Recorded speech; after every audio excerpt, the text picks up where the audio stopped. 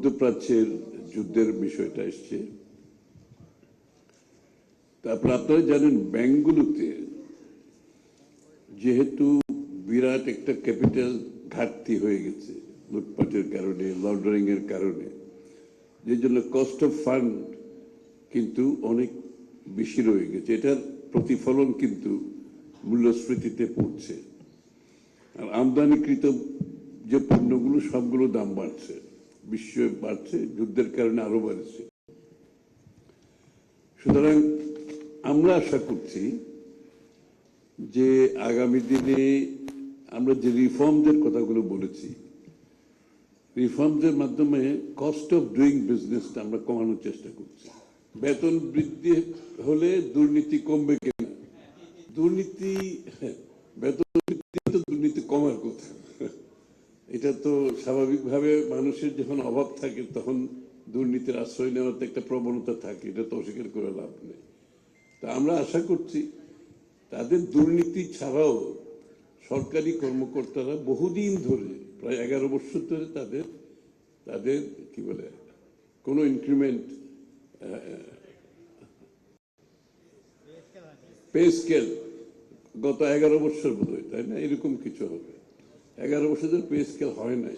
কিন্তু এদিকে তো ইনফ্লেশন, মূল্যস্ফীতি, কস্ট অফ লিভিং তো বেড়েছে। তাহলে সেই জায়গাটা তো আমাদেরকে অ্যাড্রেস করতেই হবে, তাই না? কারণ সরকারি কর্মচারী বলে তাদের কস্ট অফ লিভিং, তাদেরকে কষ্ট পেতে হবে। বেসরকারি খাতে আবার ইনফ্লেশনের সাথে বেতন বাড়বে, এটা একটা ডিস্টরশন হয়ে যায়।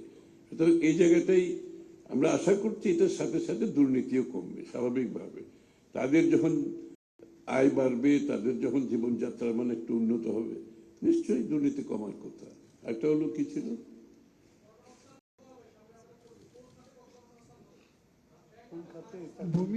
কোন খাতে কত চাকরি হবে।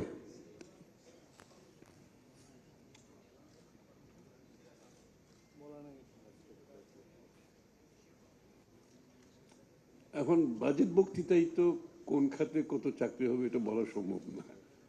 আমরা তো বিস্তারিত বলেছি, আইসিটি সেক্টরে কত হবে, ইন্ডাস্ট্রিতে কত হবে, এগ্রিকালচারে কত হবে, বিদেশে কত হবে, দেশে কত হবে, আত্মকর্মসংস্থান কত হবে, প্রত্যেকটি স্বাস্থ্য খাতে 1 লক্ষ লোক, মানে এগুলো তো অ্যাকচুয়ালি সবকিছু বলা হয়েছে। কিন্তু আমরা হয়তো এইগুলোর বিপরীতে সংখ্যাগুলো বসাই নাই। কিন্তু কোন কোন খাতে চাকরি হবে আমরা কিন্তু বিস্তারিতভাবে বাজেটে বলেছি, আমার বক্তব্যেও বলেছি। যতগুলো খাতে চাকরি হবে পরিষ্কারভাবে বলা হচ্ছে। আপনি যদি তার বিপরীতে অবশ্যই আমরা কোনো সংখ্যা দিই নাই, কারণ সংখ্যা দেওয়া সম্ভব না, কারণ কোথাও বেশি হবে, কোথাও কম হবে।